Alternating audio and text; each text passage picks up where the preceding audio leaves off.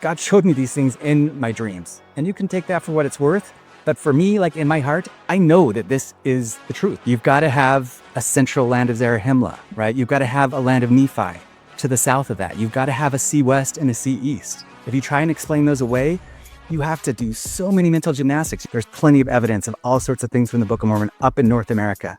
There's no group that comes back at 100 BC.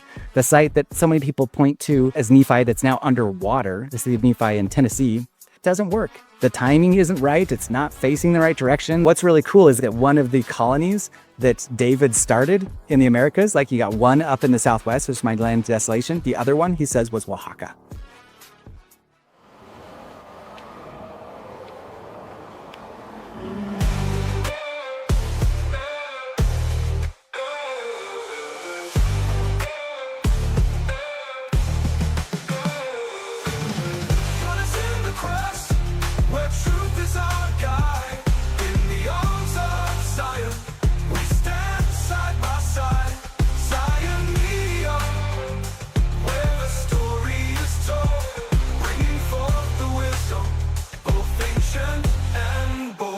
Welcome in here on Zion Media once again, and I'm joined by David the Lion Douglas, and I'm joined by the fourth member of our broadcast. You know when they say, we are so back.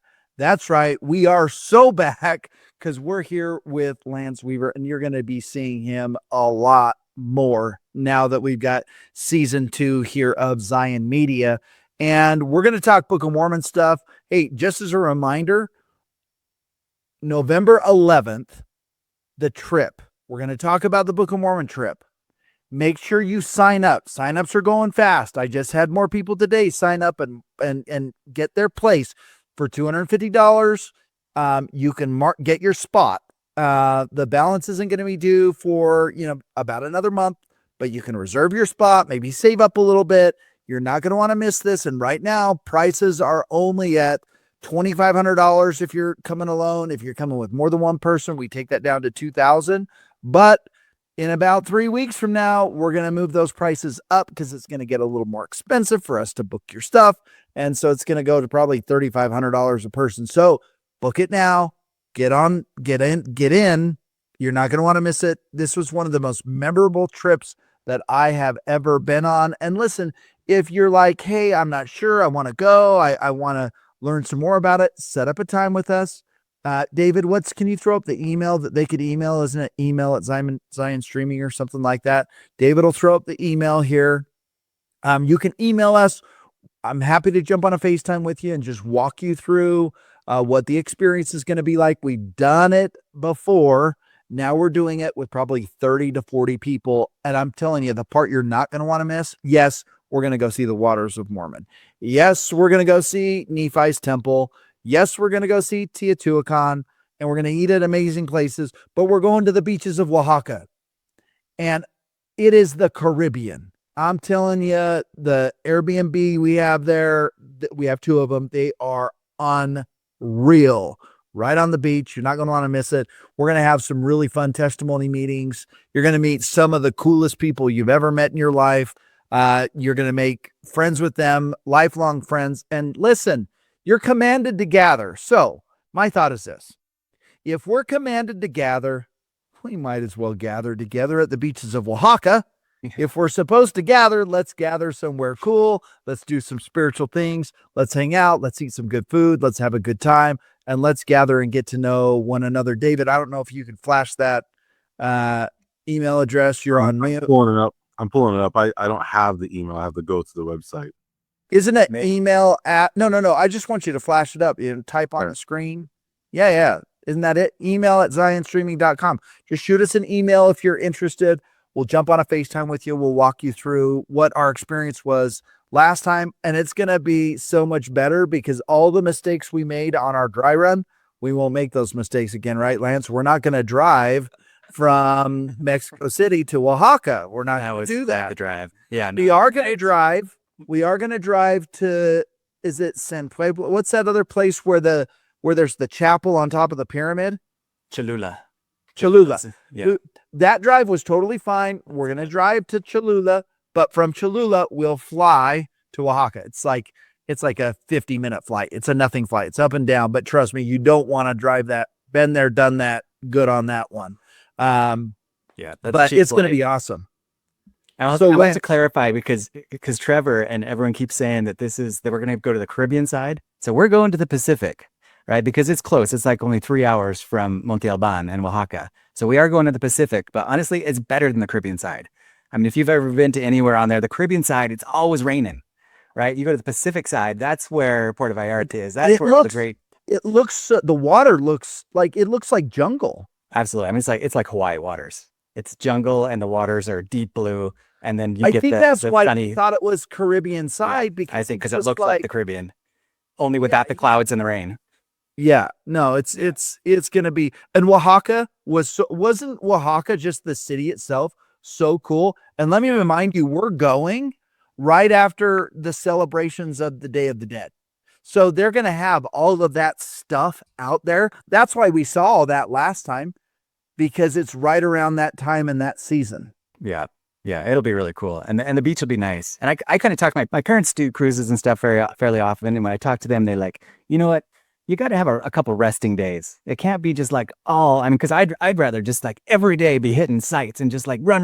They're like, no, you got to have this, be restful for the retired people who are going. And so that's kind of, I was like, yeah, we definitely need a couple days at the beach. Not for me, but for the people who are going, who are having this be like their great vacation, Trust me, and we're going to talk about all the sites that we saw, all the spiritual experience we had. We're just going to enjoy each other's company, and kind of finish off the trip that way. So we'll see all the sites, we'll do all those things, and then it's rest and relaxation on the Oaxaca beaches. David, you can go ahead and get rid of that email address. So Lance, what do you got for us today? What are we talking about today? All right, so we are going to today explain where we're going on this tour. Like, it is where the Book of Mormon happened. Like, I know I do all of these like presentations, and one of these days I'm going to publish my book. I'm already up to like 250 pages. It's so much information. Like, I can't even give you a tenth of information in this hour and a half, whatever we do. Not even 100th part. Like, it really is the tiniest bit. But like, you can put anybody, like take anybody out there and stick them up against me to talk to them. And we can go through, like I say, I have hundreds and hundreds of pages on my website. And just on the internal model alone, I can go through and pick apart. And it's funny because I see in the comments, all these different comments about, people's arguments, and I get it and I sympathize with them, but it's like the answers are there, but I just can't express them. I'm probably even going to say little things wrong here and there, and maybe you'll catch me on it. But you just got to watch all of the videos. You got to go back and search a bunch of the old ones. You got to get my website and read it. You'll see, like, there is so much evidence. It's all there. And this all came to me like through dreams. This isn't just like my off the fly, like, I just wanted to figure it out, so I put my brain to it. It's like, no, I didn't get it. And I had dreams, and God showed me these things in my dreams. And you can take that for what it's worth. But for me, like in my heart, I know, like you could hold a gun to my head. I know that this is the truth because it was taught to me by beings by my bed who I felt that same spirit as when they teach me the gospel. It's like, I can't convey that to you, and you can't, you shouldn't have faith in me. You should have your own faith from what the Spirit tells you. Go ahead and pray about it yourself. But I love love your passion. I don't know if you know this, but Jasmine Rappelet, who is, I think she's paid by the church. I don't know that for sure, but I think she is paid by the church to produce content. Did you know that she's now talking about the Continental model? Well, I know that she did like that survey. I think that's what you're talking about, huh, David? She did like a survey, and it was like, what do people believe? And like the majority of people were like, believing the hemisphere for Continental. Yeah. Got to pay attention of it. Yeah. It makes the most sense. I mean, where did the people in Alma 63 go? Yeah. Well, I mean, it's what Joseph Smith taught. It's Joseph Smith taught, they landed in South America. Zarahemla was in Mesoamerica. The land northward was in North America. Like, there are so many quotes by Joseph Smith. And if you belong to any of the other models, you have to just like hold on to a couple of his quotes and then dismiss all the rest of them. Come up with all these sophisticated reasons for why we shouldn't believe those ones and we should believe these ones. My model matches all of his quotes. Right? And the good news is it works for everybody. Yeah. So guess what? You're all right. Congratulations. Yeah. It takes the best parts out of every model. Okay, so let's jump in. Yeah, let's walk through it. And I mean, it's really, there's just so many great things. Let's see what we can get through. So to begin with, like I always kind of mention my background, as a geologist and a geographer and creating geographic applications, and how my starting point was creating this application that maps every single archaeological map on the continent. And there's no way that I could have gotten this model without this, right? It's like I knew the regions, I knew the areas, but there's no way I could have gotten them out of detail and correlated every city with every major city in the Book of Mormon without doing this amount of research. So we're talking about thousands of hours of cataloging every single site in North America and the history of all those sites. And so you can go to my webpage, go to Gather It in One. There's lots of links to it here, even though the link to this one is, Utah Geology /bin/archeo/index. Just follow that and you'll go to the app, and it has tons of different options to check things out. But like we mentioned, like this is kind of shares the best parts of all the predominant models, right? So all the great stuff that the Heartland has, right? And what does the Heartland have that's so amazing? Like that Ron and Jonathan, all these guys really come up with. It was so important for the church to understand it's like Cumorah is Cumorah, because it was a bad explanation to try and put Cumorah in South America or in Central America. It didn't work, right? There's so many things that don't work with that. It conflicts with Teotihuacan, with the Zapotec Empire. You have to make them the Gadians, just like so many silly things that make no sense unless you really kind of like look at it. You do some mental gymnastics. They got all those Joe Smith quotes that make it clear that it's like, no, North America was the lands of those are the hills of the Nephites that Joe Smith was talking about. Cumorah, there's only one Cumorah. There's plenty of evidence of all sorts of things from the Book of Mormon up in North America. And that is my land of Mulek. That is the land northward. All those cultural items, that they find in all their research. It's like, why do those match the Book of Mormon so well? Because they are the Book of Mormon. But why is it that the geography does not match the internal model? We'll talk about that. It doesn't match the internal model because it's not the whole Book of Mormon, right? It's just the land northward. And same with the Mesoamerican. When it comes to any argument between these two groups, like the Mesoamerican cultures are so much more like what you see in the Book of Mormon as far as their numbers, right? The writing system, the amount of people that are there, the sophisticated large architecture, the building in stone, all these things that are in the Book of Mormon, they're in Mesoamerica, right? And why do they match so well? Because that is the land southward. They just got it in a little bit of a wrong area. And I'll talk a little bit about that. So you can see kind of my correlations here of the basic model. Like the starting place of any model has to be the internal model, right? If you don't match the internal model of the Book of Mormon, what do you have? You might as well put the Book of Mormon in Africa. Like I've had so many people in the comments like to be like, yeah, Book of Mormon happened in Africa, or their model in Malaysia. I think that if you're level-headed and if you're really honest and you come to the text, you cannot put the Book of Mormon in those areas, right? Because it's so off from the internal model. Well, if you're going to completely ignore all the other parts of the internal model, well, why not put it in Africa? Why not put it in Malaysia? You've got to match the internal model. And if you can see, let's see, you can kind of see my cursor. Like some of the parts of the internal model that are so important. And there's lots of internal models out there, and they all share like these really important aspects. Let me see if I can find, like the BYU one here. You've got to have a central land of Zarahemla, right? You've got to have a land of Nephi to the south of that. You've got to have a sea west and a sea east. If you try and explain those away, you have to do so many mental gymnastics. You can't honestly look at those verses and be like, well, the sea east is the Atlantic, but the sea west is a river. And the sea north is an inland is a Great Lake, but the sea south is the Caribbean. But you can't. You can't. You have to do real mental gymnastics. It's like, okay, that makes sense. If you're going to have your sea east be like a Great Lake, then okay, maybe you can make your sea west be a Great Lake. But then that doesn't work because the sea west is west of the land of Bountiful, land of Zarahemla, land of Desolation. It's west of every single land. And there's no sea west, west of Illinois. And to make it the Mississippi River, that doesn't even work because that's not west of the site. And we'll go through this in a second. We'll go through the models out there that are just really difficult. And that's the hardest part for me on the Heartland model. And I love a lot of what they do, but there's so much great stuff to it.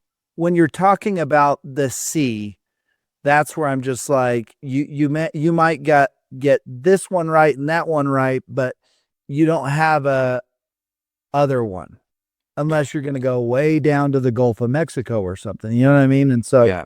And that's not even to mention things like Alma 50, Alma 51 through Alma 60, like those movements of the armies, they're very detailed. And they say which direction they're going. And they're talking about, the city by the sea west and how it goes they go from there to Manti. And from there, they could jump over the hill to Nephi.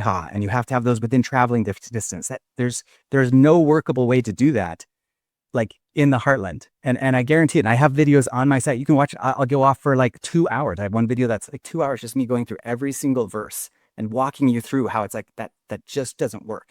If people want to go to your site, Lance, I know it's gathered in .1. Is that it? Yeah, gathered in .1. Gathered in .1. Yeah. And I'll reference that again in a second. But Mesoamerica's got the same problem because like I say, you have to turn everything by 90 degrees. It's now north has to be east, and east has to be south, and south has to be west. And it's like they have this complex description of how that somehow works because of the way that the Hebrew was translated to the Egyptian and the Egyptian was translated to the English. It's like, great mental gymnastics. That sounds all funny and sophisticated if you put it in a lot of tricky words, until then you realize, oh yeah, well, the distances are totally right when they're talking about going southwest or southeast along the Red Sea. And so now your direction thing doesn't work at all because it gives the correct directions in the part that we know of the Book of Mormon, going from Jerusalem to Yemen, right? Jerusalem down along the Red Sea. It gives the absolute correct descriptions. It says they go east to go across the Arabian Peninsula. Like all the directions are spot on. It gives more directions in 3rd Nephi when it's quoting Isaiah, and it doesn't translate them 45 degrees. Like I say, mental gymnastics. And maybe some people can accuse me of some mental gymnastics. And there's the one part of my model that we'll talk about that is a little bit difficult, where I really do go away from this model that everybody agrees on. And that's in the narrowness of this narrow neck, right? Because my model does not have a narrow neck. My narrow neck, we'll see in a second, is actually wide because I believe that the narrow passes, right? There's 3 mentions of narrow passes and 2 mentions of narrow neck. It never says that the narrow passes are on the narrow neck, but we all assume that. I assumed that for a long time, that it's like, oh, well, the narrow passes are on the narrow neck, so we have to be looking for something narrow. But it's like, no, actually, nothing actually happens on the narrow neck. It never says there was something that happened on the narrow neck. It says things happened, armies went on the narrow passes. It doesn't say things happened on the narrow neck. And so that's where I put the narrow neck to the side of the narrow passes. That's where I say the narrow neck is Baja. The narrow neck was this feature in their mind that they knew when they went from up west Mexico, from the land southward to the land northward, they had to go past the narrow neck. If you're going to build a city by the narrow neck, it was in that west Mexico area. Lance, I don't know geography. Like, this is not my strong suit, but as soon as you said that, the Spirit's like, yep, that's the Baja. Go look at that. Makes sense.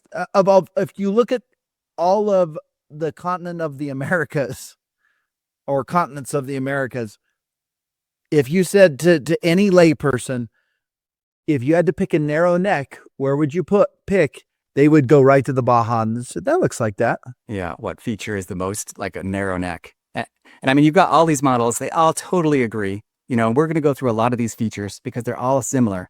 But it's interesting with Baja, with all the different models out there, there's actually a Baja model. And why? I can't remember the guy's name who came up with it, but they just felt like the Spirit to be like, I thought of the narrow neck and it told me like, this is Baja. So we even had somebody literally, it just witnessed to me in the moment. It's like, yep, that's it. Yeah, they had that same witness. And so they tried to put the entire Book of Mormon on Baja. But it's like, no, the Spirit was telling you, like, Baja is the narrow neck. It's just the whole Book of Mormon didn't happen on Baja. Nothing actually happens on the narrow neck. Nothing actually happens on the narrow neck. It's just more of like a landmark for them when they're describing directional things. Yeah. Yeah.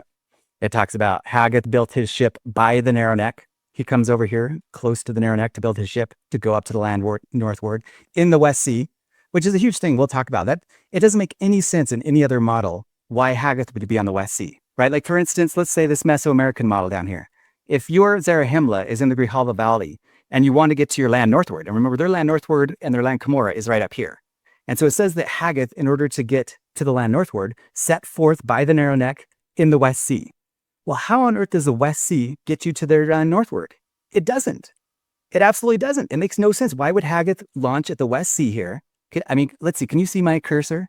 Yeah, we can see it. Okay. Yeah. So why would you launch in the West Sea, down here? Why would you launch in the West Sea to get your land northward? It doesn't get you there. And same with the North or the Heartland model, right? If your West Sea is this, right? Unless you say it's the the Mississippi River. That doesn't make any sense either. But so if your West Sea is here and you want to get all your people, like 20,000 people plus just in one journey, because it's like, or well, it's actually multiple journey, but it says 5,000 men and their women and children are going to the land northward. Why would you launch into this to get to where? To Canada? But we have all this stuff that says that Haggith then got lost on a subsequent one and they ended up in Polynesia. So then what? You got Wayne May saying, oh, well, they actually went into the Arctic and they didn't need an icebreaker for some reason, but they made it all the way through the Northwest Passage, which anyway, I won't even go there. And then they came down through Alaska and went an extra 10,000 miles to make it to Polynesia. Really? I mean, the mental gymnastics there are painful. They're painful. And I feel for that because I love Wayne May. I love Ron Meldrum. These guys are like amazing people who've come up with so many amazing insights, but they're just off in certain things. And so they really have to do these easy gymnastics. So when they explain, Lance, when they talk about the different seas in the Book of Mormon, and you'll have to excuse, I know the doctrine, I don't know the directions. There is a West Sea, there is a East Sea. Yeah. Is there a South Sea? It has one mention when it's talking about how the people spread over the whole face of the land. And it said, and they covered the land from the sea west to the sea east, to the sea north, to the sea south. Right? So it's saying they covered the whole face of the land, which of course, hold on to be like, hold on. Is that in Helaman? It's in Helaman. Helaman 3? Okay, So get this. I'm going to drop a bomb on everybody right here. David knows what I'm talking about, don't you, David? Do you remember this? I do. You know what he's talking about, Lance? What's that? He's not even seeing their day. He's seeing our day, and most people don't catch this. He goes like this. He's talking about houses with cement. He's talking about they covered the entire land, everywhere, yada, yada, yada. You get to verse, where does it say? Verse 17 in the scriptures. So he goes through chapter 3. He's describing Helaman chapter 3. I haven't met a single person out there that catches this. So this is the first time that I'm dropping this because I read through this thing and I'm like, there's houses of wood. There's houses of cement. Like, it sounds like what we're living in right now. And then you get to 17, verse 17, he says, and now I return again to mine account. Okay, so now if you're returning to your account, what's that account you were just talking about there in Helaman chapter 3? So now when you read Helaman chapter 3 with that in mind, you go, oh my gosh, he's actually seeing our day. Well, so let's read it. Let's read it carefully. Want to share the screen and we'll go through it? Because the account that he's going through is the judgment seat, right? And he's talking about the story that happens with the judgment seat. And then he takes a tangent, and his tangent is a little tangent on Haggith, right? And so let's go through it really quick, because he says, thing to pass. But think of this. Like, when we get into this, if there was all this, if this is all existing everywhere, and then it's just gone, how can anybody even describe that? When it describes this, it is literally describing Ohio today. But anyways, let's go. Yeah, let's just read it really quick. He says that, so there was he says right here, there were an exceedingly great many who departed out of the land of Zarahemla and went forth into the land northward to inherit the land, right? And they did travel to an exceedingly great distance, right? This is the only place in the entire Book of Mormon where it says they traveled where are you at? exceedingly great distance, verse 4. Yep.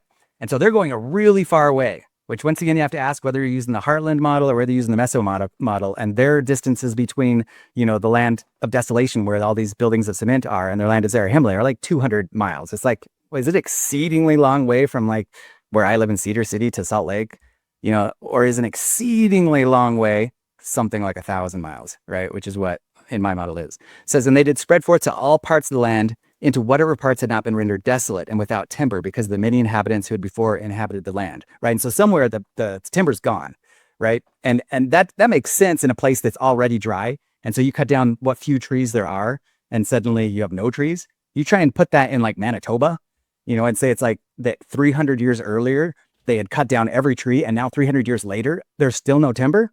No, that doesn't work. That doesn't work in Veracruz either, right? A tree takes like 30 years to grow. Maybe 100 years tops for something to reforest in those nice tropical or very forested areas. So this is a place that's also desolate, right? That is like doesn't have a whole lot of trees, and when they get chopped down, they don't grow back. It said, and there being but little timber upon the face of the land, nevertheless, the people who went forth became exceedingly expert in the workings of cement, right? Adobe. That's what cement is. We're not talking about rocks just here. We're talking about adobe. And it says they built houses of cement. Exactly. They built houses of cement, in other words, adobe, in which they did dwell. And it came to pass that they did multiply and spread, and they would go forth in the land southward and the land northward, and did spread, inasmuch they began to cover the entire face of the earth, from sea south to sea north, from sea west to sea east. Right? So in the heartland, we have to be like, well, this is just the eastern United States. But and in Mesoamerica, we have to be like, it's just Mesoamerica. Even in our day, like, if this is true, and we're talking about their day, where is everything? Where is it? Covered the whole land everywhere. So you have to ask yourself, where is this? There is nothing. Covered the whole land from top to bottom. So today you could say that. I'm reading this and I'm just going, I can't even justify this if this is true and this is covering all of it. Now I know you got all your spots here, but is it covering all of it? Like, this is talking about, let's just keep reading it because it's really weird when he transitions this. All right, yeah, let's keep going. So then he says, and the people who went into the land northward did dwell in tents and in houses of cement, and they did suffer whatsoever tree should spring upon the face of the land, that it should grow up, that they might have timber to build their houses, yea, their cities, their temples, their synagogues, their sanctuaries, and all manner of buildings. They got their temples, their synagogues, and their buildings. So they got the houses of cement, they got temples and synagogues, and you're going to tell me that none of that exists with these people that cover all the land everywhere. We can only find this one little artifact here and this one little artifact here. Let's just keep going. Yeah, let's keep going. And it came to pass, as timber was exceedingly scarce in the land northward, they did send forth and much by the way of shipping. And this sounds really like cool. Today. So, but there are actually archaeological papers that say this exact thing. When it comes to the Southwest cultures, which were all built with cement, right? They say this exact thing that they had a But tell me this, is this not our day too? We definitely do it today, for sure, too. Like, yeah. So I'm just saying that if you said, well, they're talking about our day and they're doing all this shipping, that's happening right now. You know, Bednar and Taft Benson, when they speak about it being for our day, they sure make it sound like it was for our day. Let's just keep going. We'll keep going a little bit more. There's a weird transition that happens, and that's what causes me to go like, why is he even saying, let me return to my record? Right. So he says, the timber was exceedingly scarce in the land northward, right? And what part of the land northward is he talking about? The land of desolation, right? So some part of the land northward, there's not very much timber. This is the Southwest, I say. It's where Joseph Smith said the land of desolation was. And it goes into the Great Plains, but it's the Southwest. And he said, and thus they did enable the people in the land northward that they might build many cities, both of wood and of cement. And it came to pass that there were many of the people of Ammon who were Lamanites by birth. And they did also go forth into this land. Which land? He's talking about the people of Ammon going into the land northward, right? And that's what the Mintanah archives talk about. Right. So the Mintanah archives fit my model perfectly. And it tells specifically about how the people of Ammon went into the land northward. And where does it say they went? To the southwest, right? Where all the people live in cement. And this part of desolation, later in the Book of Mormon, we know that that's where the Nephites lost their power. That's what Mosiah Hancock and Levi Hancock say that Joseph Smith told them was, the land of desolation, where the Nephites lost their power in the southwest. Not only that, it's the only part in the Book of Mormon where they talk about cannibalism happening. That's the only place we really see a strong aspect of cannibalism in the archaeological record, is among the Native Americans of the Southwest, right? We find that this is all in the archaeology, from the trees, even the shipping part. You read about Chaco Canyon, and it tells about how they shipped these trees 40, 60 miles so they could build these massive Puebloan houses that had 1,000, some of them up to 4,000 rooms, just huge apartment buildings. And they're shipping these huge trees from the mountain systems down into these pueblos that are built out of rock and cement. And it says in the Book of Mormon that they had a lot of tents too, right? That we wouldn't get record of, right? But I also have to read this, and I don't look at Nephites and Lamanites as two different races. I look at Nephites as good guys, Lamanites as bad guys. So I'm not. I say that's more accurate. And so I'm like, there are good people that might have dark skin, but they would be Nephites. If you call them Lamanites, then you think that they're bad guys. So anyways, that's how I'm looking at, if he's seeing something in the future, I'm looking at when he says Nephites and Lamanites, I'm like, he's seeing those who have white skin and those who have Lamanite skin. Yeah. Yeah. And this detour though, he's specifically talking about the people of Ammon, right? So we're kind of back there. And then he says, after he's talking about the people of Ammon, he says, and now there were many records kept of the proceedings of this people. Which people is he talking about right now? Right now he's talking about the people who went to the land northward, to desolation, right? By many of this people, which are particular and very large concerning them. Tons of records. But behold, 100th part of the proceedings of this people, once again, he's talking about probably all of his people, but specifically right now, the people who went to the land northward. Yea, the account of the Lamanites and the Nephites and their wars, their contentions, their dissensions, their preachings, their prophesying, their shipping, their building of ships, their building of temples, and of synagogues and sanctuaries, and righteousness and wickedness and murders, and abominations and whoredoms. What if it's talking about the last 2,000 years? What if it's talking about our day? What if it's talking about all the records of right now, our time? Where are these temples? Where are these synagogues? We got records for days. We got so many records. Look at 15 here where he says, but behold, there are many books and many records of every kind, and they have been kept chiefly by the Nephites. Like he's still talking about history. But maybe he's saying the good guys. Maybe he's saying the Nephites are the good guys, not the Nephites. Because again, wait, you just got to wait. We're going to get to the part here. And then he's going to say, and now I return to my record. What's he talking about? That's all I'm saying. Yeah, I get it. But does it make sense? Like he's taking a side track. But here's my problem with this. If he's talking about them, then I'm an investigator in the church right now, right? I'm like, there's no way. You're telling me they built temples and synagogues and buildings of cement like crazy, covered from California to New York to Canada to the Gulf of Mexico. Where is it? I can go over to Europe right now and I can show you all those sites. Now you're going to say, well, this site. These are tiny little nothing sites compared to if I go to Europe and go see what they did over there. Kind of, but kind of not. And that's really what sets this model that I'm presenting apart, right? So if you're talking about the Heartland model, where's the synagogue? Where's the I'm the investigator here, and Lance, and I'm like, where's this temples? Where are these synagogues? Where are these shipping boats? Where are all the things? It doesn't line up. So I'll every one of these dots is a building made out of cement, right? And they're not small. Like, so let's go here and you can look at, for instance, that is not a small building, right? And every one of these circular structures is a synagogue. So but there's thousands of them. There's thousands of them. So this kiva right here, the kiva are their synagogues. And it's like, why did God put us in Utah next to these Native Americans that are just our neighbors? Because these are the people they're talking about. Where's the temples?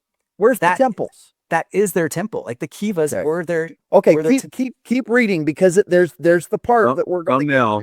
Shane Baldwin pushes back on Continental model. No, it's awesome. I love it. I know. And like I said, it's not even the Continental model. I'm just saying that if I'm an investigator, I'm looking at Helaman chapter 3, and I'm saying you're full of crap based on that, unless you tell me that he's saying our day, because this more accurately describes our day than whatever day that I don't know, that I can't point to.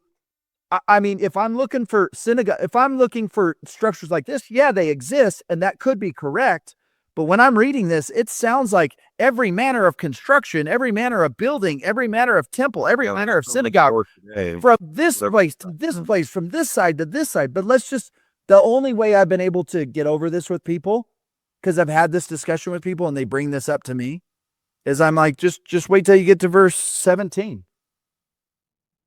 Let's keep reading, right? So far do we agree that he's been talking about the past so far, right? Because he's talking about the people of Ammon. He's talking about the Lamanites he could be, and I'm going to say he could be describing what he knows for what he's seeing. He could be describing Nephites as white people for all we know. Because what I don't understand is when we get to 17, why does he say what he says? Well, let's read and see if it makes sense. But so far, so when he's talking about the people of Ammon, we know who he's talking about, right? He's talking those types of people. Yes, he's talking about those types of people. I don't get what you mean by those types of people when it's like he's talking about the people of Ammon in specific. Who were the people of Ammon? Let's just talk about who were the people of Ammon. So Ammon, the missionary Ammon, right? So the sons of They Mosiah. are Lamanites that converted. Exactly. From the So- sons of Mosiah. So he could look at people that converted to Christ and he could call them the people of Ammon. He could do that.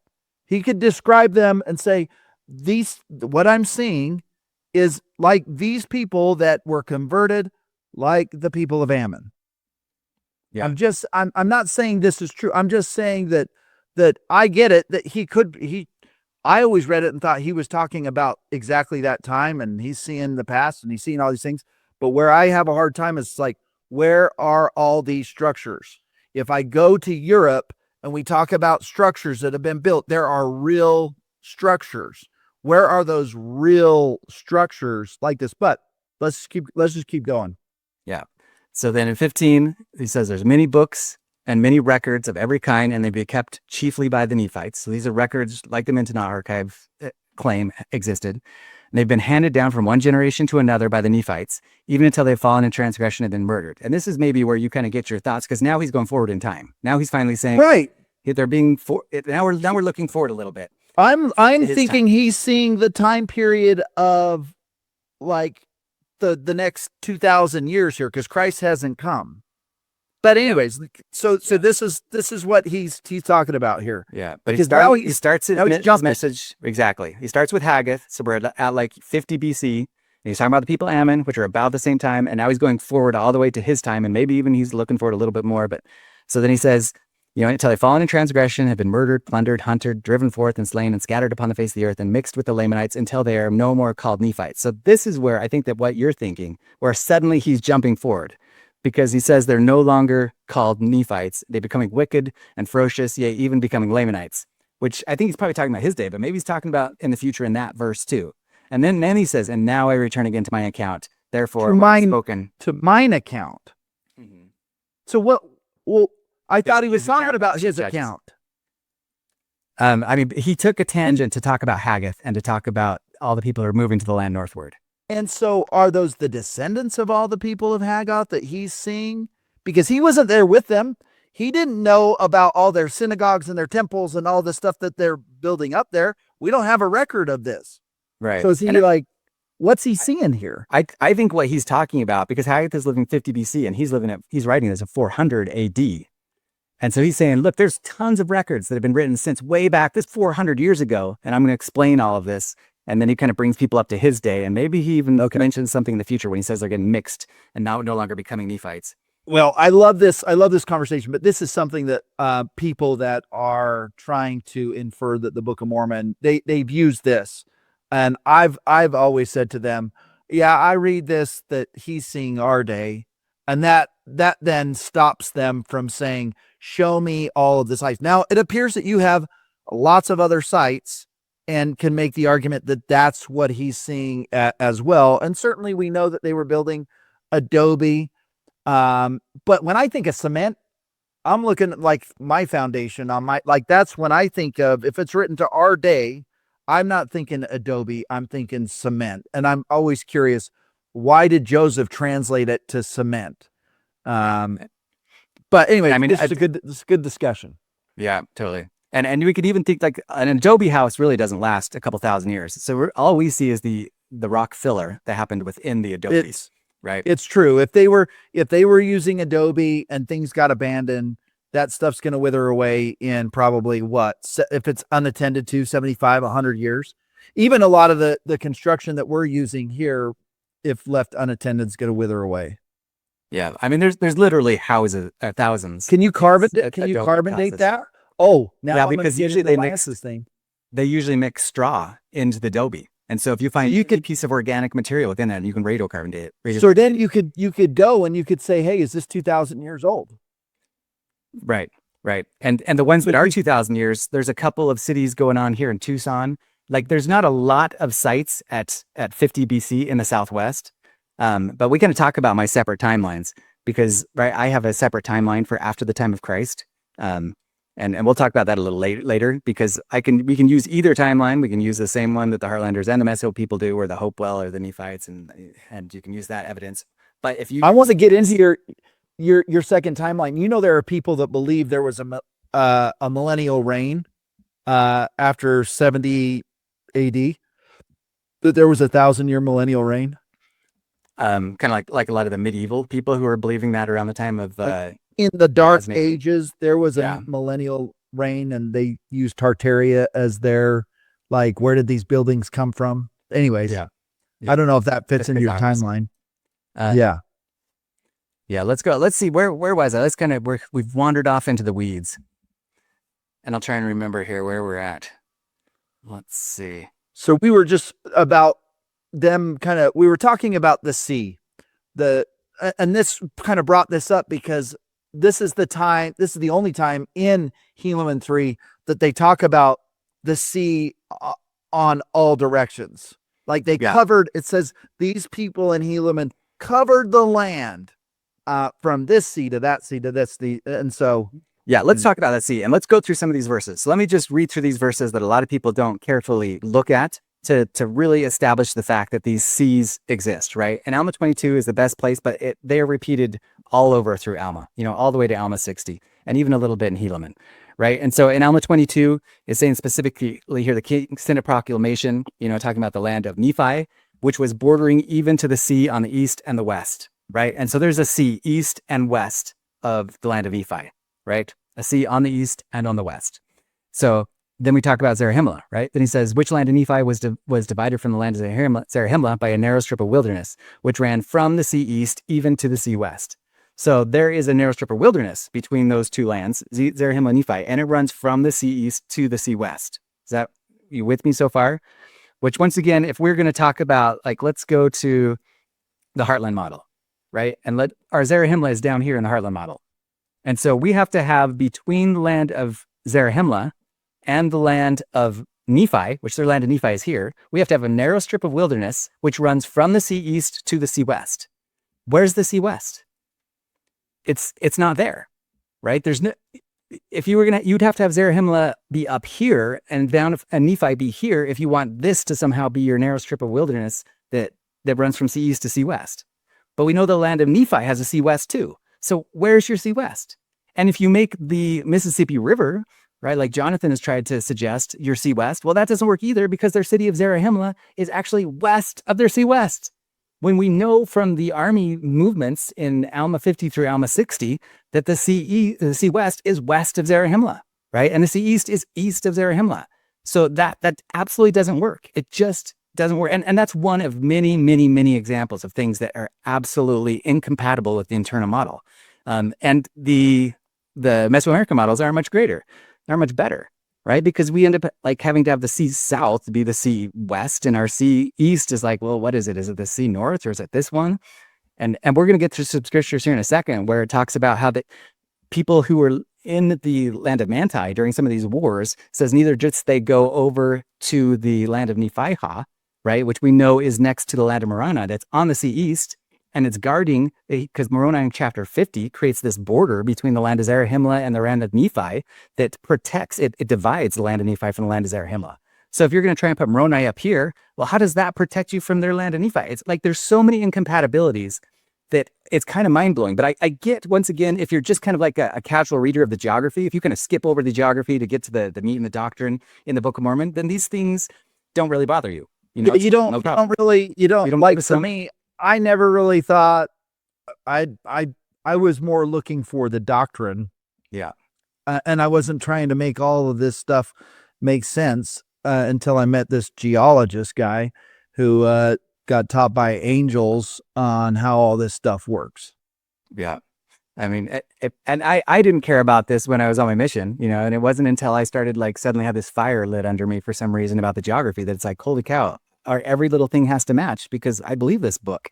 And when I saw this model, when it came to me, it's like, well, everything does match. Every little bit of it does match. And I didn't care about that until I met Rod Meldrum.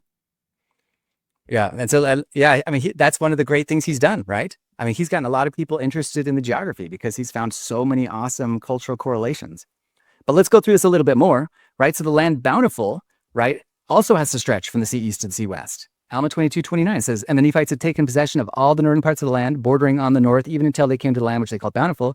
And it came to pass that the Nephites had inhabited the land Bountiful, even from the east to the west sea. So we have an east and the west sea and Bountiful, right? And I mean, some people trying to argue, it's like, well, it doesn't say East Sea and West Sea, it just says East and West Sea. Well, it's like, well, you still have the same problem because it's talking about a West Sea, right? But in this one, you can't get around that. You can't get around the Sea East and Sea West on both sides of this narrow strip of wilderness. And then it keeps on going, right? And it says right here, they were separated through the wilderness on the west in the land of Nephi, yea, also on the west of the land of Zarahemla in the borders by the seashore. It's like, what? Look right there. There's a seashore west of the land of Zarahemla. West of the land of Zarahemla in the borders by the seashore. So show me a seashore west of Zarahemla in the Heartland model. There isn't one. There isn't one. You can't even make a river be that. You know, you really have to do a bunch of mental gymnastics. Could you say the Gulf of Mexico? Well, let's look at it. So here we've got the Gulf of Mexico, and here is your land of Zarahemla. Is that west? Is that a seashore west of Zarahemla? No, it's full on south. It's completely south.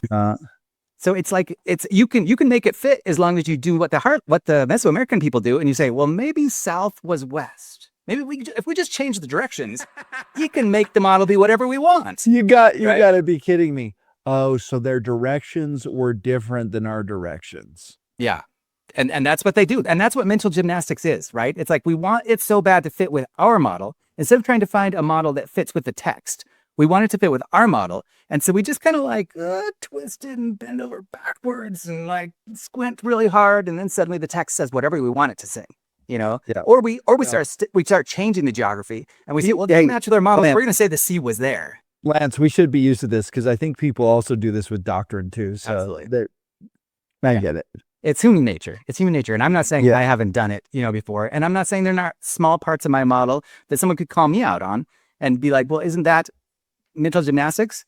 And I'd say, well, I think the only thing that I have to kind of like say, well, it's slightly different than what I think that the obvious textual reading is the narrow neck. Because there are two verses when they talk about the narrow neck that kind of seem, in fact, let's go through it really quick. Let's go through my narrow neck, and because we'll bring this all together. Hopefully you guys can see, I'll just send people who are watching this, they can read the rest of these things, these mentions of the Sea East and the Sea West, and we might even return to them in a second. But let's go really quick and talk about the narrow neck. I'm going to search for it, actually. There it is.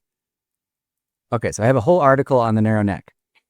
And in this right here, you can see I have every single reference to the narrow neck spelled out, right? And then I have the locations where I think the narrow passes are and where the narrow neck is, right? And so let's read them. And like I said, this is the only thing that doesn't fit perfectly. In my model, I have got every city, like every major city fits perfectly. Time-wise, it fits perfectly population-wise, like it's all there. And why I think that people haven't figured it out, because it really is obvious, because there's only one city in all of North America that really can fit with Zarahemla. When it comes to fielding an army of like 200,000 people, it's only Teotihuacan, right? It's only the Valley of Mexico. That's the only place that, at 400 AD had those kind of populations. Even because when the army's in, it's at least an army of 50,000 before they start heading northward, and maybe they start picking up more people in the rural areas, but we'll get to that later. Okay, so put that on the shelf. Let's read through some of these scriptures. Okay, so first let's read about the passes. So like I say, I think the passes are not on the narrow neck because it doesn't say they're on the narrow neck. It says, and it came to pass they did not head them until they had come to the borders of the land desolation, and there they did head them by the narrow pass, which led by the sea into the land northward, right? Yea, by the sea on the west and on the east. Now, if you think that this narrow pass is the same as the narrow neck, then you think that it's saying like, oh, let's see, there is a narrow pass, and this gives the impression to me, right, that in the land of desolation, there's some place that you can head off an army in some kind of a narrow pass, which we read in the next two verses. It was probably like a day or a day and a half's journey across, which a day's journey, pretty typically in a lot of these ancient works, especially the Spanish works, they say everything in days' journeys, and it's usually 15 to 30 miles, right? So 15 is kind of the basic, most likely one, but if it's an army, maybe you're talking about 30 miles. So we're looking for a pass that's somewhere around that wide, right? And let's read one more really quick. One more army here. He says, and he also sent orders unto him, they should fortify the land bountiful and secure the narrow pass which led into the land northward. At least the Lamanites should obtain that point of land and have power to harass them on every side. That's an important one. I'm going to read two more, and then we're going to actually see some examples. And the Nephites and the armies of Moronihah were driven even unto the land bountiful, and there did it fortify against the Lamanites from the west sea even unto the east, it being a day's journey for a Nephite on the land which they had fortified, and stationed their armies to defend their north country. Right? So there's these passes that they are heading up these armies. And I say that where these passes are along these coastal plains of northern Mexico, right? Because you get the Sierra Madre Occidental and the Sierra Madre Oriental, these huge mountain ranges that go down each coast. That makes in a sense. narrow pass. And if you look at them, like I've got pictures of them, they really are narrow. Like you can't really go through the interior of Mexico to the north. Like there's not a single account that I could find, even in early conquistador days, of them going up the center of Mexico, because it's just impassable. Once you get past the kind of the fertile areas to the south here, once you get to the Baja, or the, what's it called, the Mayampi de, there's a huge desert in there near Chihuahua, the Chihuahuan Desert. It's totally impassable. So they're always going along these coastal corridors, and there's just this narrow corridor between the mountains. Right now, Because the mountains are just too insurmountable. They're just impossible. They act as almost like a protection and a barrier. They're crazy. Right? Yeah, and if you fly over them, they are crazy. They have 0 roads going through them. Like there's not a single road going north and south through those mountains, because they call them like barrancas. They are just like so rugged, way more rugged than even like a lot of parts of the Rockies. Definitely more rugged than anything in Utah. They're pretty crazy. If you've seen that Copper Canyon that goes through Sonora and that part of the Sierra Madre Occidental. Well, just driving through the mountains that were roads was like the scariest thing I've ever been a part of when we were driving to Oaxaca. Oh yeah, that one. Let alone on foot. Yeah, that was wild. Yeah, and these ones are even worse than those ones. But you can see these coastal corridors, right? And not only that, there's these massive inland, these bays. And so I think that they would have been traveling along the beaches, because the jungle can get a little bit rough in some of those side areas inland. And so I think they would have gone along the beaches, along the coastal pass. And so where the armies ended up heading them was on these beaches, right? And so that's why it's saying like on the sea on the east and on the west, you've got in all of these a sea on the east and on the west. Like same with this one, you've got these huge inland bays. And so if you're going along the coastal passes, they're heading them on these short passes. Right? Because especially in this one, it goes straight from huge mountains to swampland. So the army's going up here. They set up their army to head them right on these spit bars of these beaches where the sea is on the east and on the west. Right? And so, like I say, the most obvious reading when you read this, you might think, oh, well, it's got to be talking about the narrow neck in general when it's talking about the sea east and the sea west. Anyway, I've got lots of images here that I can go through. But I'm saying that it's like, no, when it's talking about the sea on the east and the sea west, it's talking about these huge bays, and they head them in every case on their retreat to the land northward. In one case, it's on the east coast. On the other 2 cases, it's on the west coast, right? Because Bountiful stretched all the way from the east coast to the west coast in my model. And I think that they even had bridges there, because there's lots of evidences of that in the archaeology in Eastern Asia. So anyway, we'll go through. Let me read through a couple more of these, just so you can get a better idea of my. I also think that the way that they saw North America, because they called it Turtle Island, was a lot like this. And so another reason why they kind of like called the narrow neck in that area of the neck is because they kind of had this picture in their mind that North America was shaped like a turtle, and the head of it was where the population center is, down in Mexico City, and the arms of the seas. Anyway, you can read my article. I have lots of evidence for this. But check out right here. Okay, so these are all these narrow passages. Like I say, I think that these are the spit bars. But then when you get to the narrow neck, nothing is happening on the narrow neck. It's always by the narrow neck, right? So we have 3 references to the narrow neck. Let's read them really quick, and you can see if it's like, I think this is talking about Baja. Yes, I don't even have to read it. I already know that's true. Yeah.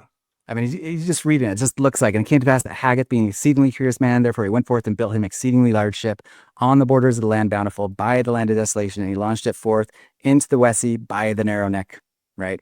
And it doesn't even say whether he's talking about the narrow neck land or the narrow neck of sea. It just says by the narrow neck, which led to the land northward. Because what's interesting, Lance, is the Nemenhah confirms exactly this. Yeah, full on. Yeah. So like the Nemenhah confirms your entire model.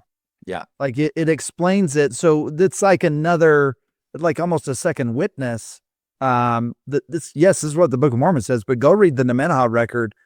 It describes exactly this, and it actually tells where they went.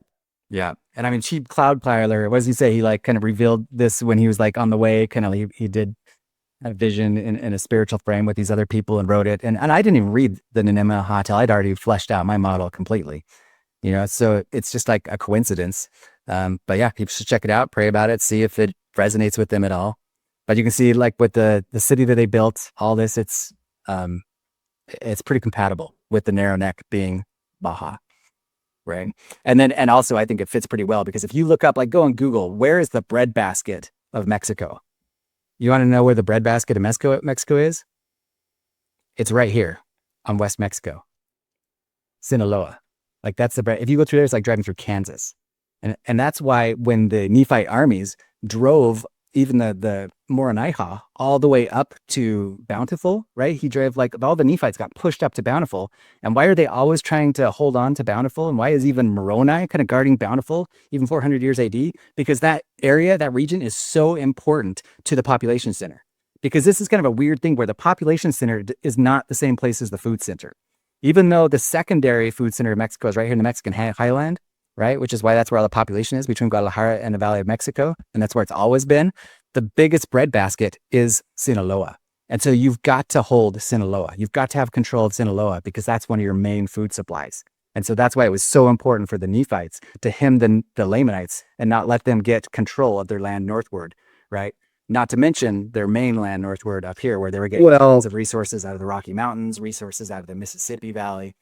And if there is shipping, there's got to be these ports that you're also trying to manage if Helaman 3 is not about a future day, but about their day, if it's talking about shipping. And like you said, Lance, there's a lot of evidence that there was shipping going on, ships moving in and around these parts. Yeah. And I have some maps and places that show the trade corridors. There was massive trade. In fact, I wonder if I don't know if I have one on this slide deck. It's a shipping corridor is pretty cool.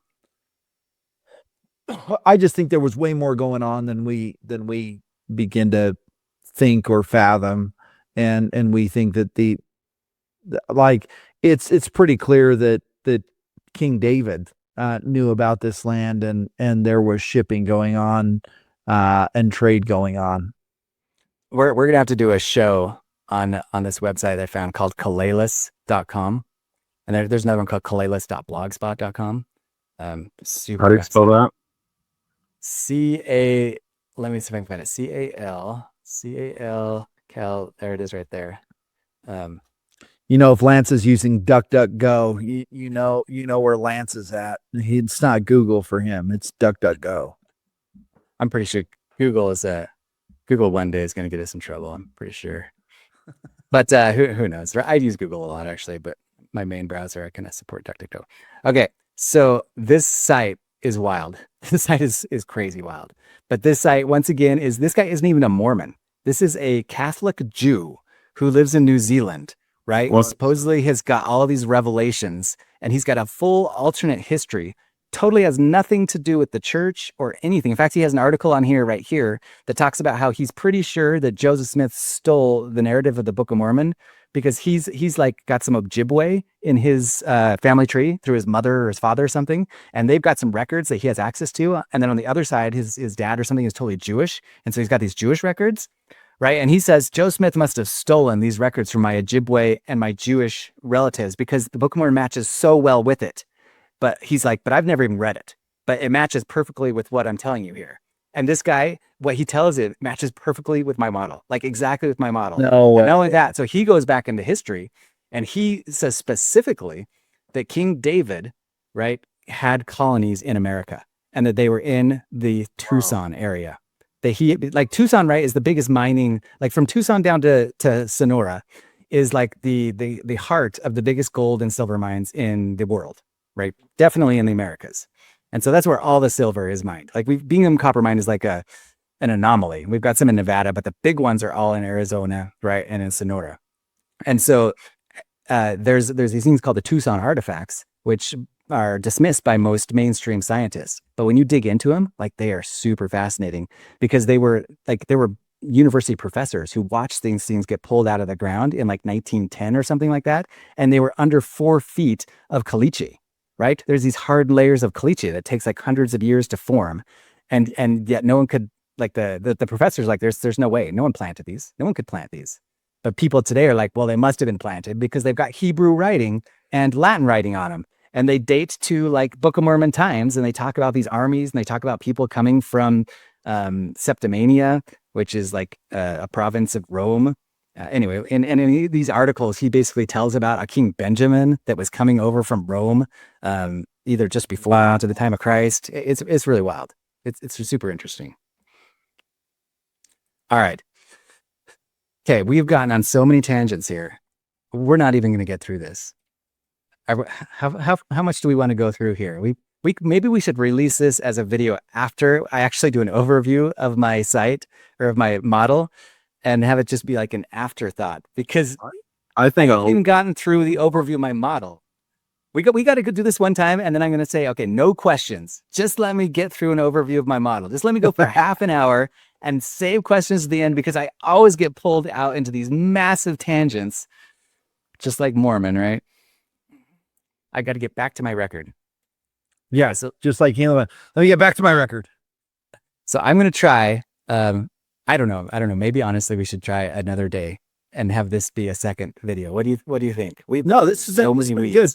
This has been a good discussion. I think this has been really good. I think we're just kind of covering lots of things. We've done tons of videos with you. You know, we've talked about this model to death, but I think, you know, for somebody who's just like, hey, what is the Continental model? I think you've done a pretty good job just describing what it is, where it is, how it would work, and we can go deep into like what it actually is. And go on our site. We've got a lot of videos, Book of Mormon, geography videos with Lance. But what's cool for me is like, I've actually been to some of these actual sites. And I went to some sites in Ohio, and nothing against these big mounds, but to me, they're just big mounds of dirt. And I know they're important, and I know they're just like big dirt mounds. Okay. I mean, they're cool, but they don't match any kind of geography given in the internal model. That's the problem. They don't fit when in I cities went to, where they should be. When I went to Monte Alban, there were real things, structures and cement and all kind of directional things that a temple would be. And so I'm like, okay, this is a real structure that exists on the top of a mountain, mind you. And then you can feel something. And that's, I think, what we're inviting people to come and do is like, hey, I've never been interested in Book of Mormon geography. But when I went out to these sites, I'm telling you, the Waters of Mormon, that's its name, because I can't remember its other name. That site was incredible. And it can fit inside of your model when you kind of put these pieces together. Now, you also went to King Noah's court. I didn't go with you on that one. How confident are you on that one? Pretty darn confident, right? And that's what's make this model so, because the parallels are mind-blowing, right? You look at Kaminal Juyu. Kaminal Juyu wasn't founded in the 6th century. It was founded like 1000 BC, right? But Monte Alban was founded, like you read about when it was founded in like 550 BC, like right when the Book of Mormon says it is. Like they first hit San Jose Migote, and from there they immediately move up to Monte Alban and start tearing off the top of this hill to try and build something that is a lot like the Temple Mount in Jerusalem, like just like what the Jebusites did, just playing off the top of this hill. And so we have a site that matches the exact time. We have one of the only east-facing 2-room, 2-column temples in all of Mesoamerica right there, right? And the one that's there isn't even the one that used to be there. The one that used to be there was shaped more like a rectangle, just like King Solomon's temple, right? I mean, if you see, like, you can share my screen. I showed you when we were there. They've got the ground penetrating radar of the site that was there. We see the temple. We see the 2 columns. Not only that, we see the altar. And how I've seen exactly this. The Jerusalem temple. They've got underground cisterns, just like the temple in Jerusalem. Yeah. Like there's nothing else like that. There's nothing even close to that. Like this matches perfectly. And then not only that, you've got so much accessory information where they know that the valley was divided between two warring factions. They had a no man's land between them where there was wars in them. You have a second group that enters the valley around 100 BC. I think it's 180 BC, just like it talks about with Limhi. And then you find a single dead sacrificed corpse within the palace of that second thing. It matches perfectly with Limhi going back, building a palace, building up a people, and then Abinadi coming, with King Noah, talking about or prophesying before them killing him and then burying him just like they would any sacrificial victim in the palace. Like we have the remains most likely of Abinadi. Show me any other model that even comes close, right? Kamin al-Juyu? No, not even close. It has nothing that really fits. Those temples that are there, they weren't built at the right time. They're certainly not east facing. There's not really much left of them, but there's definitely nothing left of them from that time period. There's no group that comes back at 100 BC. The site that so many people point to as Nephi that's now underwater, the city of Nephi in Tennessee, it doesn't work. The timing isn't right. It's not facing the right direction. The stones, if you actually look into it, it's like, that's not very convincing. Like, why is this one convincing? Everything fits. Everything. And then Zarahemla is even better. Right? Zarahemla has so much stuff. The Mulekites are there before. If you get to, let me just look really quick here and show you on the map. Now, right? And just so everybody that's seeing this for the first time, every green dot represents what? An archaeological site. An archaeological site.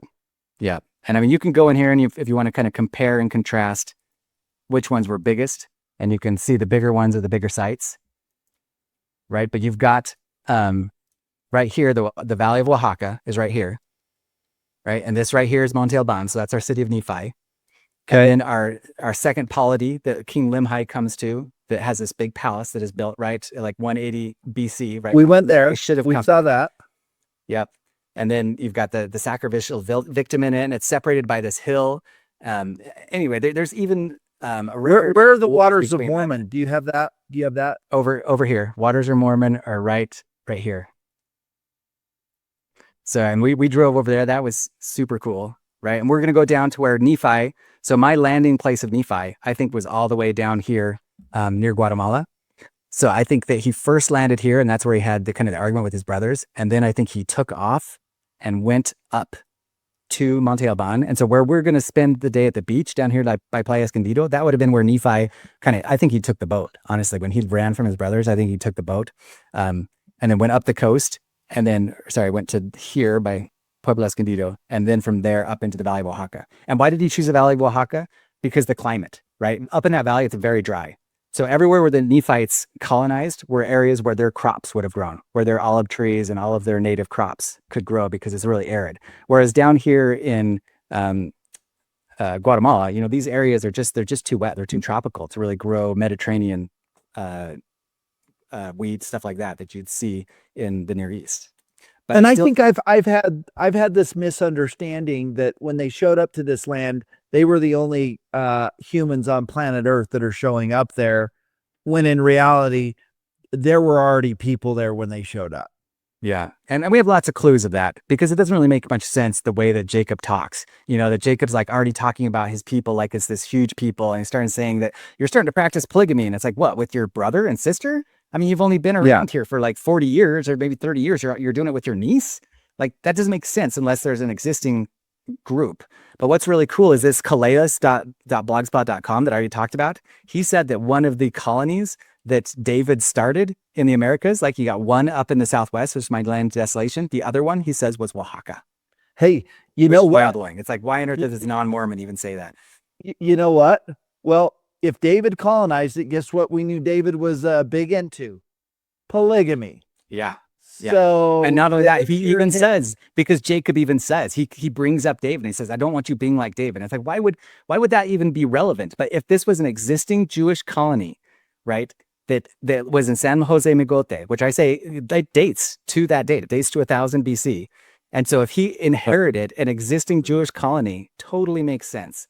That now that these guys were probably already practicing polygamy. And they were probably trying to say, hey, David? You guys have the brass, David, he's the one that told us about this. He's the one that said it was okay. And so you have this debate that's going on that like, hey, the David that slew Goliath, he's the one that said we could do this, and they're like, our God is saying it's a no-go. Yeah. And my river Sidon is really the only one that works perfectly, right? Because in Alma 22, and almost everybody skips over this, we know that part of the river Sidon, at least, flows from the south to the north, right? Because the head of Sidon is mentioned so many times in conjunction with armies going from Nephi to Zarahemla, right? And it even talks about in Alma 22 that the head of Sidon is between Zarahemla and Nephi, right? So here's my land of Nephi down here. Here's my land of Zarahemla up here. Both very arid environments that can grow crops from the south or from the Near East, Middle East. So here's my arm of the river Sidon that goes from south to north. Here's my head of Sidon, which works perfectly. And if you think about it, right, this is once again mental gymnastics. If we try and turn the head of Sidon like they do in the Heartland model to like a confluence, I mean, why don't we just say it's a delta? Why don't we say it's like we can just change the words to whatever we want to? But we all know what the head of a river is. If I say I'm going to go over the headwaters of the Colorado River, what am I talking about? If I say my army's got to go over the head of the Colorado River, we're going to be like, yeah, that's a big thing. You got to go over the Colorado Rockies, right? And that's why in Alma 50, Alma 54, when it talks about like neither durst they go over the head of Sidon to Nephi, it's like, it's a big deal. They don't want to go over the head of Sidon. And why not? Because these mountains here in the headwaters of the river Sidon, they're crazy. Like that is that huge wall that we were just talking about earlier. Yeah. The road comes across and you're like, holy cow, that's insane. Right? Because you've got this massive ridge that runs along here at the headwaters of the river, and it's something to go up over them, right? And we visited Manti when we went there. So I've got a Manti right by the riverside, and just like it talks about, and it flows north just like it talks about. But in Alma 22, when it's talking about Sidon, it said going from east to west, right? Do you catch that part? And hardly anyone does. That says it talks about the river Sidon as if the river Sidon flows from east to west. Like, let's read it really quick, just so people can understand. It's so interesting that you look at it like this, Lance, because I'm telling you, I just glaze over when it's talking about east to west or this sea or that sea or which river or that river. I'm like, this is irrelevant. This is irrelevant. But I'm reading it and you're picking up on these very things that most of us reading the Book of Mormon don't even think about. Yeah. Shane. Yep. So are you saying that you skip over those parts, just like no, skip over Isaiah? No. He doesn't skip over Isaiah. That's important stuff. I read them, but I'm not like thinking about a river running east to west or whatever it is. East to west. I'm not, or north to south or whatever the directions are. I'm not like going, what river could this be? I'm not even thinking about it. So what does it say here? Yeah. So just look when he's talking about the border between the Nephites and the Lamanites. So the land of Nephi and the land of Zarahemla, right? He said, whether the Nephites had driven them, and thus the Nephites were nearly surrounded by Lamanites. Nevertheless, the Nephites had taken possession of all the northern parts of the land, bordering on the wilderness. At the head of the river Sidon, from the east to west, round about the wilderness side on the north, even until it came to the south. Okay, wait. So let me go one more place here. I actually there's one more. Where it makes the word, where is it? Okay, there it is right there. Okay. All right, so check this out. This is the one that we want, not the other one, sorry. Okay, so the land which is divided from the land of Zarahemla, well, let's just we'll do the whole thing right here. He sends his proclamation. He's talking about the land of Nephi, which is his land, which is bordering even unto the sea on the east and on the west, which was divided from the land of Zarahemla by a narrow strip of wilderness. Okay, so there's a narrow strip of wilderness between the land of Nephi and the land of Zarahemla, which is like notable. So we need to find that in the geography. And then this narrow strip of wilderness ran from the east to the sea west, right? So it runs all the way across from the east to the west and roundabout on the borders of the seashore and the borders of wilderness, which was on the north by the land of Zarahemla through the borders of Manti, right? So now we're down by Manti. He says, by the head of the river Sidon, running from the east toward the west, right? And he doesn't even say east to the west. He said east toward the west, which really sounds like he's saying there's a narrow strip of wilderness which runs all the way from the East Sea to the West Sea between the land of Zarahemla and the land of Nephi. But the river Sidon also, just like that narrow strip of wilderness, runs from the east to the west. And this makes sense too. Go ahead. I got a question. Why do you think they put obviously everything that's in the Book of Mormon is important? Because there was, like we read, not even 100th part is in here. Why do you think they put this in here so specific? The the location of these types of things. What's the Lord's purpose in doing this? All right. So you know what? My thoughts on this, and I have felt this really strongly. So what I feel is that God gave the Book of Mormon to the Gentiles, that's white people in North America, as a precursor. Basically, like whoever among the people of America, the Gentiles of America, accepts the Book of Mormon, they will become part of a little kingdom that we're going to form after the Civil War and all this. I mean, I had this dream even just Monday. Amen. What's happening. You're right. So we're going to have a civil war. America's going to break up into multiple nations. The church will head a small, faction after these other Become their own nation. Yeah. And this is even like after it talks about how the Constitution will hang by a thread and we'll kind of save it. And then I think a part will break off. But this is the important part. Okay. This is the important part. After the events of Daniel, after the 70 week and what happens to Jerusalem and Israel and the fall of the Gentile nations, which is the fall of Europe and America. After that happens, the seed of Israel, which right now in Asia is mostly Islam, right? Israel is going to be in charge of converting the majority of Islam, and Islam is going to convert faster than Rome did after the time of Christ, right? So 200 years is what it took for after the time of Christ for Rome to basically like Christianity become so big that the emperor essentially became Christian, right? 200 years. So I say in probably about 70 years this time, Islam will convert to Christianity in droves. We're talking millions and millions of people, entire nations. Just like Armenia was the first country that, as a country, converted to Christianity in like 210 AD, right? And then Ethiopia converted to Christianity. Is this during like the millennial time? Essentially, yeah, because after the final battle, you're kind of in that transition period into the millennium. So we will see the Muslim nations convert to a type of Messianic Christianity that comes out of Israel, that Ben Catherine, and we talked about in other things, the prophet Ben Catherine, he's alive right now, right? He's going to be healing people within the next 20 years, right? That God led me to all that. Well, we covered that in other videos. That's what's going to be happening in Asia. But what's going to happen in America is Mexico is going to convert to the Book of Mormon. Mexico is going to convert like crazy. And with them, the Native Americans within North America. But it's going to be mostly Mexico because that's where most of the natives are, right? There are millions of almost, 70 to 90%, in some places 100%, but up to 90% blood of Israel in Mexico. Whereas in America, we've just got, how many Native Americans are there in Mexico? Like they're a strong force and they're going to be very important in the restoration, but they still don't even number close to what's in Mexico. There's probably 90 million in Mexico, whereas there might be like 2 million in North America. Mexico is going to convert and it will become the strongest part of the church, right? And whatever part of the Gentiles of America who repent and who believe in the Book of Mormon, they will be able to be numbered with what happens in Mexico. But one time when Mexico finds out that this is their history and there's going to be other records. So I believe very strongly, I think they're actually buried near Monte Alban, right? Monte Alban has huge tomb systems. I believe that there's a tomb system that was dug by David underneath the Temple Mount in Jerusalem that will be found because it talks about it in the Bible. It talks about the tombs and some people say that it's here and there. I don't think it's been found. I think there is an unlocated tomb with all the tombs of the major kings of Israel and it has tons of records and that it will one day be found. And even in the book of Isaiah, where we talk about the book and how a book will come forth and it'll kind of convert the world. And we always say, that's the Book of Mormon. It's like, no. The Book of Mormon's the precursor. You must have this first. And if you receive this, then you'll receive the greater things. And where are the greater things? They're in the tombs under Jerusalem. But the second one is in the tombs somewhere under Monte Alban. Maybe Cholula, but I think Monte Alban. And I think there's some of them in North America that are starting to come out right now with these Ojibwe records. But the main ones I think are in tombs somewhere in the Valley of Oaxaca. Those records will come forth. And when that happens, it will convert nations, right? The entire nation in Mexico will realize their history is intertwined with the Book of Mormon. And because the Book of Mormon has just enough to geography that will match perfectly with what those records say, then they'll realize that the two are one, that this is the same record.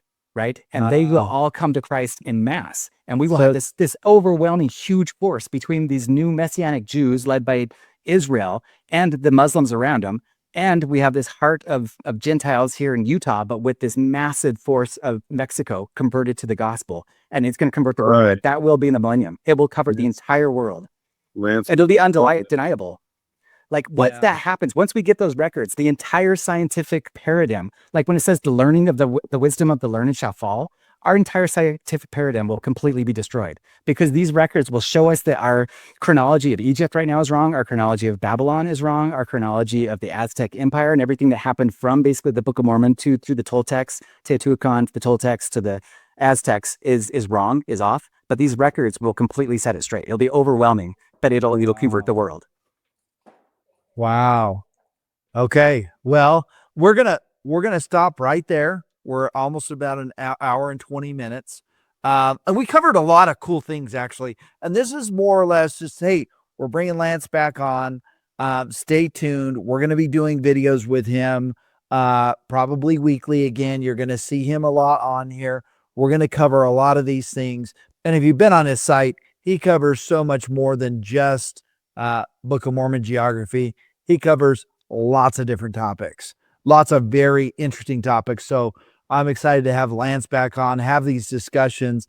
And for myself, it's like being able to learn the geology from a guy who has literally spent more time. I promise you that there's no other person on planet Earth right now that has spent more time, in my opinion, literally studying, researching, mapping out, doing all this stuff than Lance Weaver. And if you think you have, you haven't.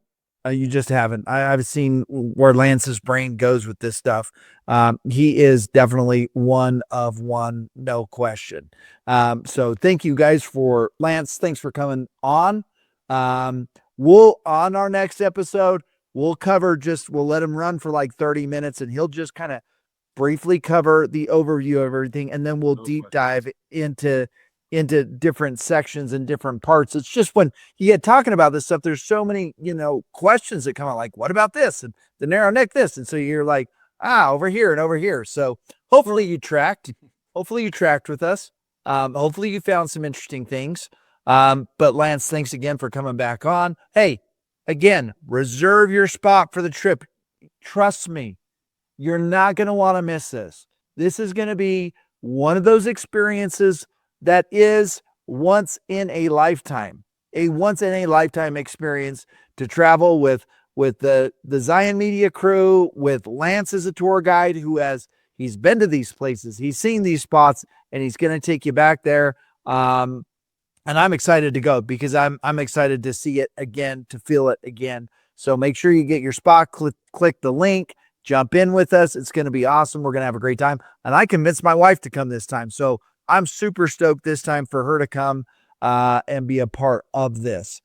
David, any final closing remarks? Thank you so much, Lance. This is phenomenal. I would love to do an episode where we just go through your website because there's so much just on your site alone. And it'd be great to get a refresher or a navigation to that. Yeah, let's do it. Okay. Well, thank you again for anybody who's supporting us here on Zion Media. Thank you for your donations. Thank you for your support. We love you guys. We appreciate everything that you're doing. We love doing this work. The gospel of Jesus Christ is the most exciting thing on planet Earth right now. So thank you for tuning in here at Zion Media. For myself, I'm Shane Baldwin. For David the Lion Douglas and Lance Lancelot Weaver, we'll see you guys all next time. Love you, bros.